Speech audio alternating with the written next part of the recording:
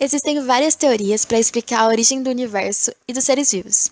Cientistas ou não, as pessoas sempre buscaram entender o que realmente aconteceu na origem do universo. A teoria mais aceita pela comunidade científica é a teoria da grande explosão, a teoria do Big Bang. O termo explosão não deve ser entendido nesse caso como uma explosão propriamente dita, mas como uma liberação repentina de grande quantidade de energia, por volta de 15 bilhões de anos atrás. Os sistemas planetários teriam surgido de nuvens de poeira e gás, chamados discos protoplanetários. É provável que nosso sistema solar tenha se originado a partir da explosão de uma estrela que existiu antes do Sol. A maior parte dessa massa formou o Sol, mas o movimento de rotação da nuvem transformou-a em um disco, no qual se formaram agregados de matéria que originaram os planetas que hoje conhecemos. Evidências indicam que a Terra se originou há aproximadamente 4,5 bilhões de anos atrás. E no princípio, ela era uma esfera incandescente, com a superfície fundida, que lentamente foi perdendo calor até a solidificação da crosta, formando assim a primeira camada. O primeiro continente da Terra se chamava Pangeia. Porém, com a movimentação das placas litosféricas, houve a divisão da Pangeia, o que resultou nos continentes atuais. Primeiros vestígios de vida conhecidos foram produzidos por cianobactérias, que são bactérias fotossintetizantes, cuja atividade pode ser provocado a precipitação de carbonato de cálcio e outros sedimentos marinhos, formando estruturas conhecidas como estromatólitos. Segundo as teorias atuais, provavelmente a vida surgiu antes ainda, por volta de 3,8 bilhões de anos. A teoria científica mais aceita processos químicos ocorridos sob determinadas condições atmosféricas e geológicas da Terra teriam produzido as primeiras moléculas orgânicas. Parte dessas moléculas teria formado unidades isoladas, capazes de reproduzir-se e comportar-se como entidades vivas. É importante ressaltar que as teorias sobre a origem da vida, assim como as demais teorias científicas, estão sempre sujeitas à revisão. A biogênese é uma ideia de que todo ser vivo provém por meio da reprodução de outro semelhante. Já a biogênese é o oposto. Os seres vivos poderiam surgir de matéria ou substâncias não vivas, ou seja, sem ancestrais. Para os filósofos como Aristóteles, os seres vivos seriam eternos, assim como o próprio mundo. Eles acreditavam na teoria da geração espontânea, a biogênese.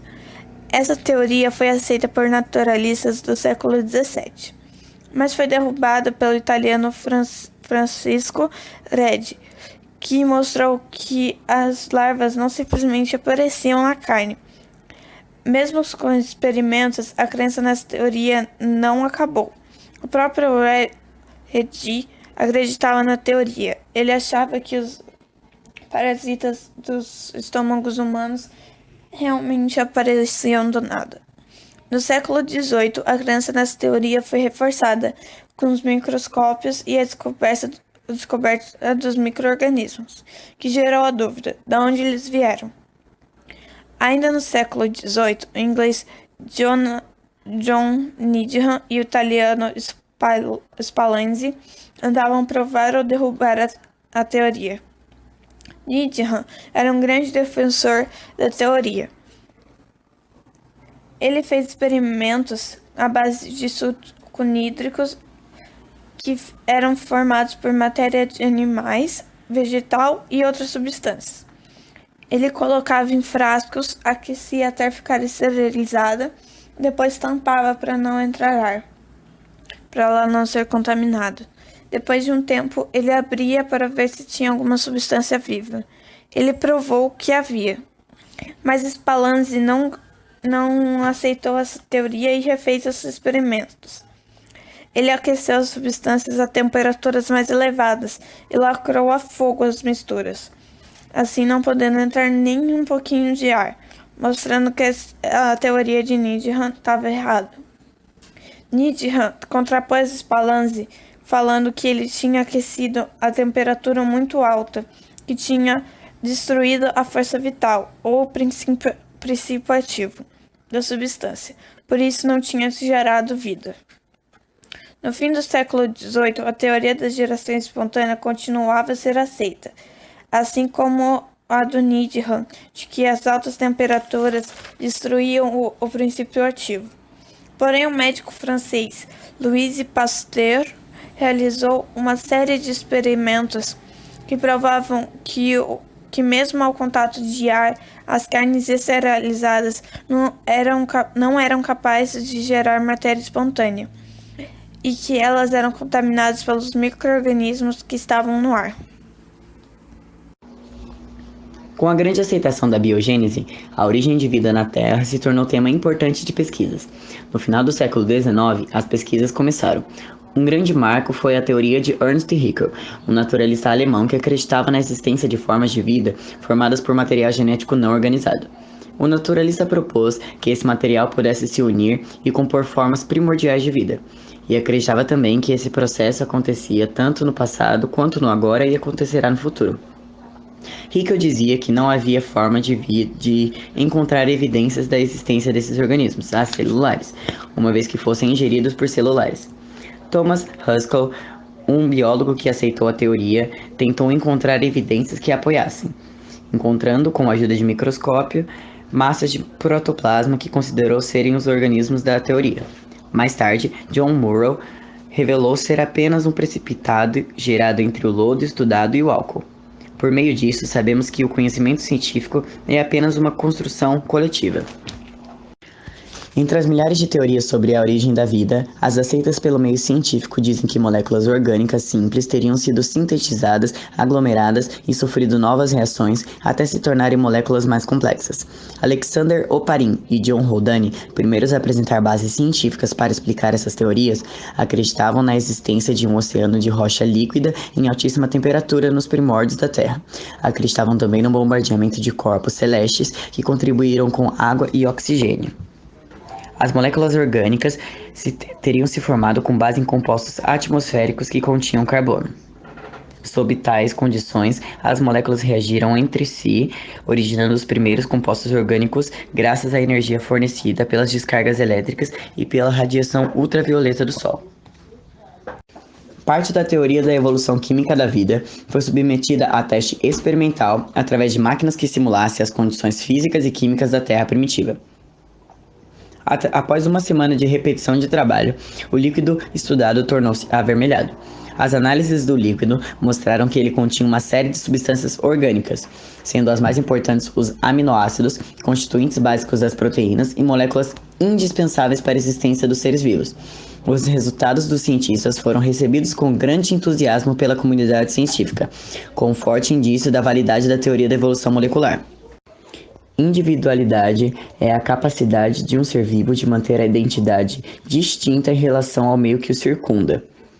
Ou seja, dividir e isolar o que é de dentro do que é de fora, o que é de natureza biológica do que é de natureza não biológica. Em uma série de experiências, o estadunidense Sidney Fox produziu em laboratório, nas décadas de 50 e 60, sistemas de moléculas que exibiam tal individualidade. Ele obteve peptídeos aquecendo misturas de aminoácido e água a temperaturas relativamente altas. Esses peptídeos se organizaram em estruturas esféricas dotadas de relativa estabilidade. Além disso tudo, a membrana do ser deveria permitir também o fluxo de substância entre os meios, possibilitando assim a ocorrência de diversas reações químicas necessárias à manutenção da vida. Essas reações são chamadas de metabolismo. A capacidade reprodutiva é uma característica quase que universal entre os seres vivos.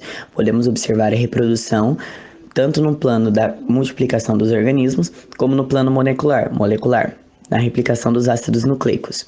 Diferentemente do que ocorre nas microsferas de Fox, nos dois casos, a multiplicação está intimamente associada às duas propriedades, o armazenamento de informação biológica e a transferência hereditária das informações de uma geração para outra. Uma molécula armazena, na forma de um código, informações que permitem a síntese de proteínas. Tais moléculas, capazes de se autorreplicar, são transmitidas à geração seguinte.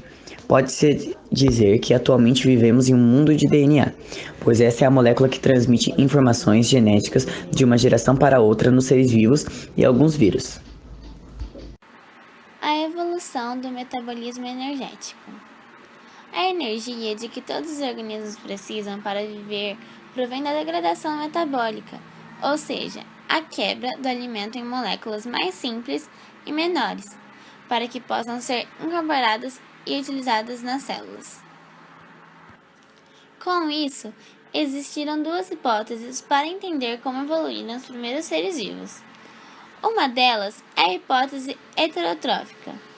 Segundo essa hipótese, os primeiros seres vivos teriam surgido em corpos de água repletos de moléculas orgânicas, e a obtenção de energia era feita por um sistema simples, sem utilizar oxigênio, já que não existia ou havia em pouquíssima quantidade. Desta forma, os primeiros organismos eram heterotróficos, anaeróbicos. Isso quer dizer que muitos organismos, como bactérias e fungos unicelulares, obtêm energia da glicose através da fermentação, onde sua fórmula é C6H12O6, que seria a glicose, e o seu produto é 2C2H5OH, que é o álcool etílico, mais 2CO2, que é o gás carbônico, mais energia. Nessas condições, os primeiros organismos se reproduziam e começaram a crescer. Porém, o consumo das moléculas nutritivas começaram a crescer, e tais moléculas começaram a ficar escassas, fazendo com que apenas os organismos mais eficientes sobrevivessem, gerando uma adaptação do metabolismo energético. Ao longo do tempo, diversos processos metabólicos teriam surgido. Alguns provavelmente utilizavam a luz do sol como fonte de energia, que seriam os organismos autótrofos, que sintetizavam moléculas nutritivas por meio da fotossíntese, onde sua equação é 6CO2, gás carbônico, mais 12H2O, água, tem como produto a glicose C6H12O6, mais 6O2, oxigênio, mais 6H2O. A partir disso, os autótrofos primitivos passaram a ser a nova fonte de nutrientes. A fotossíntese tem como produto o gás oxigênio, que com o tempo deu origem à camada de ozônio, que é o que nos protege até hoje do excesso de raios ultravioletas. A presença do gás oxigênio está relacionada a um novo processo de metabolismo energético, a respiração aeróbia. Muito mais eficaz quando se trata da obtenção de energia. A respiração aeróbia utiliza glicose e gás oxigênio, e tem como produto o gás carbônico, água e energia. Sua fórmula é C6H12O6, que seria a glicose, mais 6O2, o gás oxigênio, e tem como produto 6CO2, gás carbônico, mais 6H2O, água, e mais energia. A segunda hipótese de evolução é a hipótese autotrófica, onde os primeiros seres vivos foram capazes de produzir as moléculas utilizadas em sua alimentação. Ou seja, de acordo com essa hipótese, os primeiros seres vivos obtinham energia utilizando a quimiossíntese. Na quimiossíntese, a energia para a produção do alimento vem da glicose e não da luz como na fotossíntese. Assim, segundo a hipótese autotrófica, os primeiros organismos obtiveram energia utilizando compostos inorgânicos. Posteriormente, isso teria permitido o aparecimento de outros organismos, tais como os fermentadores, os fotossintetizantes e, finalmente, os de respiração aeróbia, aquela que precisa de gás oxigênio para ocorrer. A origem das células, da multicelularidade e da diversidade biológica. Atualmente, existem dois tipos básicos de célula: as procarióticas e as eucarióticas. Nas procarióticas, o material genético não está contido no interior de um núcleo. Apenas as células eucarióticas apresentam um núcleo, delimitado por uma membrana e com material genético em seu interior.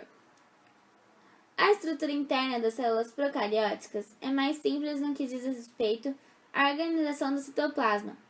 As células eucarióticas têm membranas e unidades internas na forma de compartimentos, organelas e núcleos, com funções específicas. Por exemplo, no citoplasma nessas células existem mitocôndrias, que são organelas responsáveis pela respiração celular. E podem existir também cloroplastos, organelas responsáveis pela fotossíntese, além de outras organelas. Células procarióticas não apresentam tais estruturas e, assim, de maneira geral, suas funções biológicas são realizadas pelo citoplasma e não por unidades especializadas. A origem das células eucarióticas. Segundo muitos biólogos, a origem das células eucarióticas, com base nas procarióticas, foi o mais profundo e importante evento da evolução dos seres vivos. As eucarióticas são maiores e mais complexas, no sentido de que os processos metabólicos ocorrem na região específica da célula. O processo fundamental que teria permitido tudo isso está na origem das células eucarióticas, com base nas procarióticas, a produção de dobras na membrana por meio de invaginações para dentro. Teria originado diversas estruturas internas. O núcleo da célula também se individualizou do citoplasma, mediante a formação da membrana celular, isolando o material genético. As membranas e os compartimentos membranosos no meio intracelular tornaram possível a existência de organismos vivos mais especializados. A teoria endossimbiótica. A teoria endossimbiótica de endo, dentro, e simbiose, associação entre dois ou mais organismos, é uma maneira de explicar a origem de mitocôndrias e cloroplastos nas células eucarióticas. Segundo essa teoria, células eucarióticas que inicialmente utilizavam bactérias como alimento, englobando-as por um processo de ingestão celular, passaram a não mais ingerir algumas delas, mantendo-as como parte da própria célula eucariótica. As bactérias tornaram-se assim endosimbiontes. Primeiramente, deve ter ocorrido endossimbiose com bactérias capazes de respirar aerobiamente, e com isso a célula hospedeira, inicialmente anaeróbia, passou a contar com esse processo mais eficiente de obtenção de energia. Com isso, as bactérias teriam se transformado, ao longo da evolução, nas atuais mitocôndrias. Posteriormente, um processo semelhante teria ocorrido com a ingestão de cianobactérias, capazes de realizar a fotossíntese. A célula hospedeira teria então incorporado um precioso processo de síntese de alimentos, em troca da proteção e de substâncias necessárias ao metabolismo fotossintético da bactéria. Assim teriam surgido os atuais cloroplastos. A microbiologista Lynn Margulies, que propôs a teoria endossimbiótica em 1981, considerava que o núcleo celular seria o produto da endossimbiose com uma arqueia. Entretanto, a teoria mais aceita atualmente pelos cientistas propõe que o núcleo teria sido formado por invaginações da membrana plasmática. A origem dos organismos multicelulares. A multicelularidade está ligada ao aumento do tamanho corporal, à especialização celular e à divisão de trabalho entre células, características que podem favorecer a sobrevivência. Em um grupo de organismos unicelulares autônomos, alguns tipos celulares que vinham associados assumiram tarefas diferentes dentro de um grande organismo coletivo, cada vez mais organizado.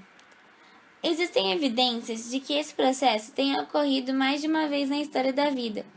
A multicelularidade surgiu de maneira independente nos animais, em diversos grupos de plantas, fungos e em outros seres. Certos micro-organismos celulares podem associar-se sobre certas circunstâncias, formando agregados multicelulares.